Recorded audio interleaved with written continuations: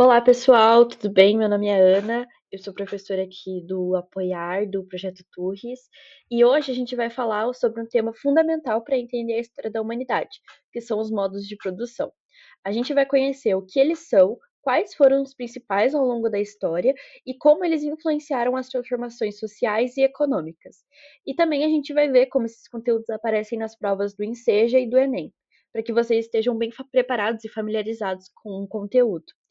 E provavelmente na descrição do vídeo ou nos comentários vai estar o link para a lista de exercícios, onde eu também fiz uma tabelinha para vocês associarem melhor, de uma maneira bem rápida, os modos de produção com as suas características. Então vamos lá. Para começar, o que é o modo de produção? De uma forma bem simples e rápida, é a maneira como a sociedade organiza a produção dos bens que ela precisa para viver. Isso envolve os meios de produção, como a terra, as ferramentas e as máquinas. E as relações sociais entre as pessoas que produzem, como quem trabalha e quem detém o controle dos meios de produção. Ao longo da história, a gente vai ver diferentes sociedades que desenvolveram diferentes modos de produção, de acordo com as suas necessidades, tecnologias e contextos históricos. Por isso, a gente precisa entender esses modos para ajudar a compreender como a humanidade evoluiu social e economicamente. Então, a gente vai observar que cada época teve a sua maneira de produzir e gerar lucro diante disso. Bom, a gente tem o modo de produção escravista. Esse modo, ele se predominou na antiguidade, especialmente nas civilizações grega e romana, cerca de 2500, cerca de 2000 anos antes de Cristo e 500 anos depois de Cristo. Aqui a gente tinha a produção baseada no trabalho dos escravos, que não tinham direitos e eram propriedades dos senhores. Os escravos, eles realizavam o trabalho agrícola, artesanal e até mesmo intelectual, enquanto os proprietários se apropriavam de toda a produção. E aí a gente tem algumas características principais, que a gente pode dizer que são a propriedade privada dos escravos e da terra. Então, os escravos eram vistos como comércio. Eles tinham os seus donos. Igual eles se equivaliam, por exemplo, à terra. Quando você comprava um terreno e aquele terreno ficava no seu nome, você também tinha escravos no seu nome. Se você fosse um senhor de engenho. A gente tinha a exploração total do trabalho escravo, economia agrícola e mineração para o consumo dos proprietários e comércio limitado. E a sociedade estava dividida entre escravos e senhores. Então a gente não tinha a gente não tinha classes sociais, né? A gente tinha aqueles que compravam, eram donos, e aqueles que não dá para se dizer nem que vendiam a sua força de trabalho, mas sim eram vendidos para trabalhar. Aqui eu trouxe uma imagem mais ou menos para vocês de como funcionava. Bom, aí a gente tem o modo de produção feudal, que foi depois da queda do Império Romano na Idade Média que surgiu o feudalismo, que durou até o início da Idade Moderna. O feudalismo ele é um pouco mais antigo e provavelmente a gente vai ver ele melhor quando a gente estudar o Império Romano mesmo. E aí a gente vai entender melhor como surgiu o feudalismo. Mas falando rapidamente aqui sobre esse modo de produção, nesse sistema, a terra era a principal fonte de riqueza. Então, se você tinha uma terra, por exemplo, um terreno no seu nome, essa era a sua riqueza. E os senhores feudais eram os homens, né, que compravam essas terras. Eles eram os donos dessas terras. Então, os donos dessas terras eram chamados de senhores feudais. Aí a gente tinha os servos, que eram os trabalhadores, que eles trabalhavam nas terras dos senhores feudais e, em troca, eles recebiam a proteção e o direito de cultivar uma parte para sua subsistência. Eles não eram propriedade, tá, gente? Mas eles estavam presos a terras e tinham poucas liberdades. Então, meio que funcionava assim: já que você não pode, você não tem, eu te deixo usar um pouquinho da minha, mas em troca você vai vender a sua força de trabalho para mim. Era mais ou menos assim que funcionava. E aí eles tinham algumas características principais, por exemplo, a sociedade rural e hierarquizada, relação de dependência entre os senhores e servos, produção agrícola de subsistência, poder descentralizado e limitado ao comércio. E nessa época a gente tinha a dominação, não dominação, mas não tinha o Estado, quem mandava era a Igreja Católica. E aí eu trouxe uma imagenzinha também para vocês de como funcionava. Bom, e aí a gente chega no nosso modelo, no nosso modo de produção atual, que é o capitalismo. Então vamos falar um pouquinho sobre ele. Depois que a gente teve a Revolução Industrial, que a gente também vai abordar em outras aulas, provavelmente, e vocês vão poder entender melhor como se deu essa Revolução Industrial, e vocês vão ver que teve várias ao longo do tempo. É, a partir do século XVIII, o capitalismo finalmente se consolidou. Ele já vinha sendo trabalhado desde o feudalismo. Ele foi crescendo aos pouquinhos, né? Ele foi estruturado aos pouquinhos. E depois do século XVIII, ele veio para ficar. E nesse modo, os meios de produção pertencem a uma classe social chamada de burguesia, enquanto a maioria da população é o proletariado, que vende a sua força de trabalho em troca de um salário. Então a gente tem a burguesia, que é a parte menor da população, então são pessoas com muito acúmulo de capital, muito acúmulo de dinheiro, como bilionários, por exemplo, e o resto da população é o proletariado, que é quem vende a sua força de trabalho. Aqui é muito importante se atentar que a burguesia, ela não tem essa característica. Então, eles não vendem a sua força de trabalho em troca de algo. Eles exploram os trabalhadores que precisam desse retorno financeiro. E aí, a gente vai ter uma produção que é voltada 100% para o lucro. Então, o proletariado vai lá, trabalha e todo o trabalho dele vai gerar um lucro para esse burguês. Esse burguês vai ficar com dinheiro e vai pagar o salário do proletariado, que já foi combinado antes com o contrato e tal. Vocês sabem como funciona. E aí a gente tem umas características principais também, que é a propriedade privada dos meios de produção pela burguesia. Então, se a burguesia não fornece, o proletariado não tem trabalho. O trabalho assalariado e exploração da força de trabalho. Hoje em dia, muito se fala sobre salários baixos sendo pagos, né? E é exatamente isso que o capitalismo dita. O foco do burguês não é dar um salário decente, sim gerar lucro a si próprio. E a gente também tem uma produção em larga escala, com industrialização e comércio global. E a sociedade fica dividida entre capitalistas, que são os detentores de capital, no caso, detentores de dinheiro e detentores de meios de produção, e os trabalhadores, que são quem vende a sua força de trabalho em troca de algo. E aí eu trouxe uma foto bem antiga, mas só para vocês verem mais ou menos, terem uma noção da época em que o capitalismo começou a ser consolidado.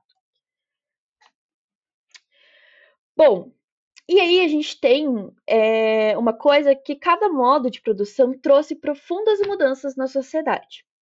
No modo escravista, a desigualdade era extrema, gente, com uma minoria dominando uma grande massa sem direitos. Então a gente tinha pouquíssimas pessoas que tinham direitos e os escravos não tinham direitos a absolutamente nada, nem liberdade. O feudalismo, que trouxe uma sociedade rural com pouca mobilidade social e uma economia limitada, mas com um sistema de proteção e obrigações mútuas.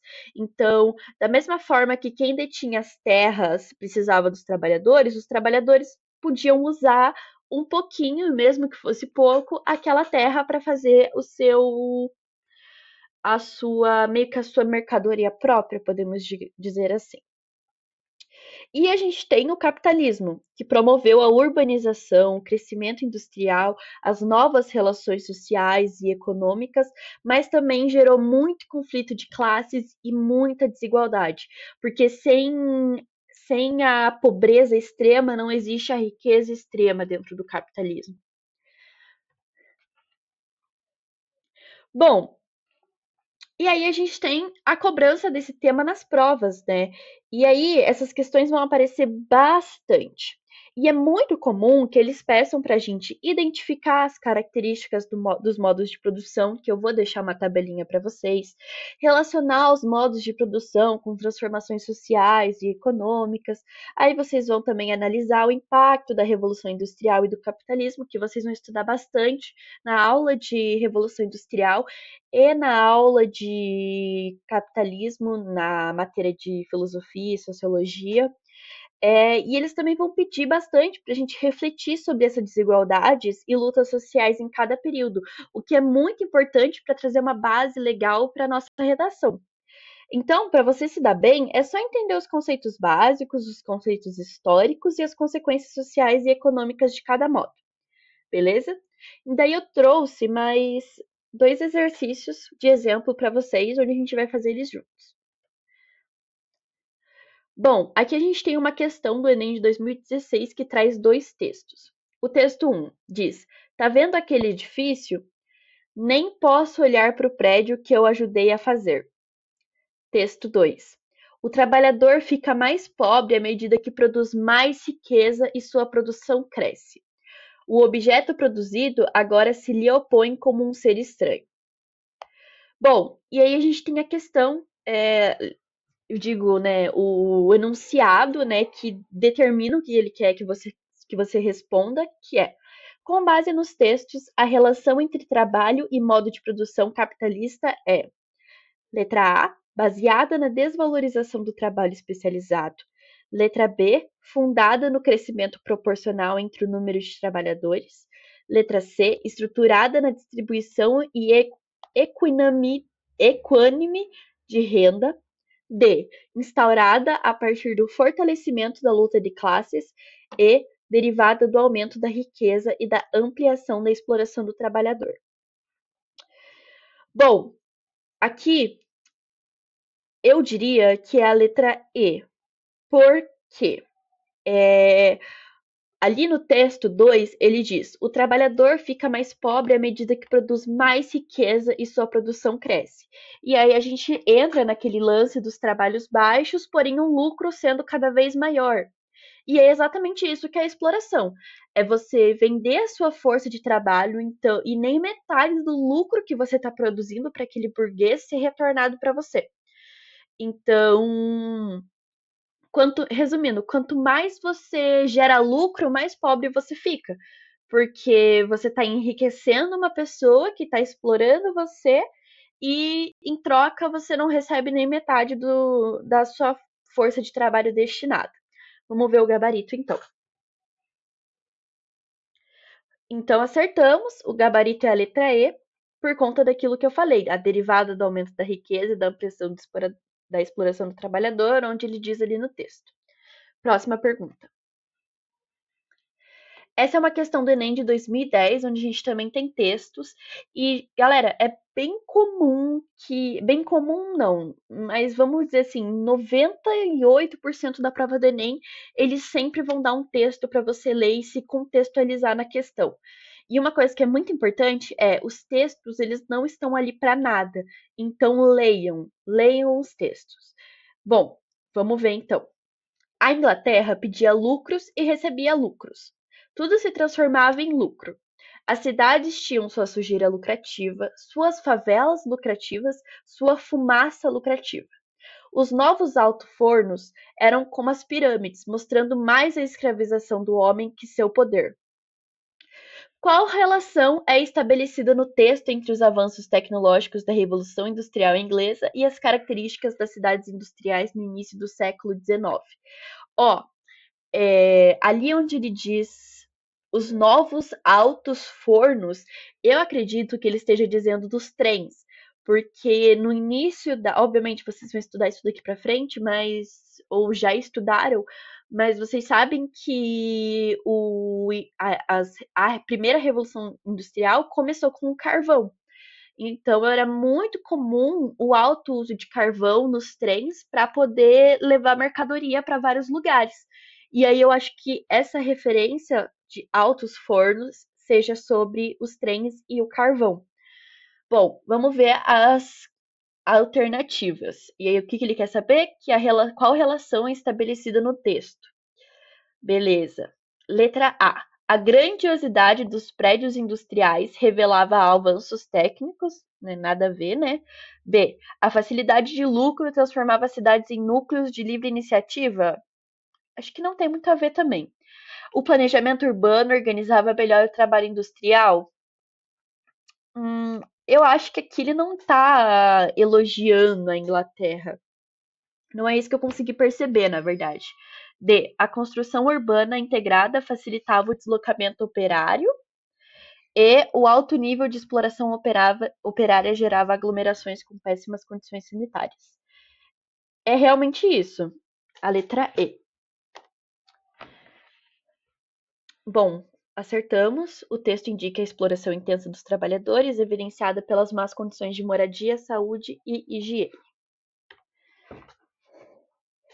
Bom, antes de concluir, eu queria dizer que os modos de produção são a base para entender a organização social e econômica da humanidade ao longo do tempo, e estudar esses conceitos ajuda a interpretar a história e se preparar para as provas. Façam resumos, comparem os métodos de produção e pratique questões do Enem para fixar o conteúdo. Obrigada pela atenção e até a próxima aula.